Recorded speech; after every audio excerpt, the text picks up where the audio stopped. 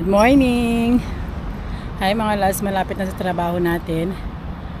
25 minutes yung binike natin. So papakita ko sa inyo yung way dito sa labas ng building kung saan yung work ko. Let's go! So dito mga loves, magbabike tayo, yeah? Malapit na, mga 3 minutes.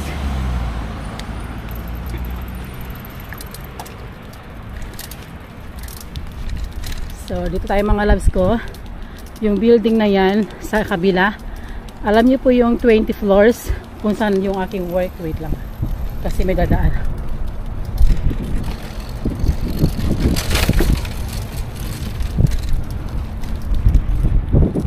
So dito tayo mga loves ko sa gilid. Dito po yung work natin, yung building na yan sa taas. Diyan po, diyan sa taas na yan, 20 floors. So din natin papark yung bike natin.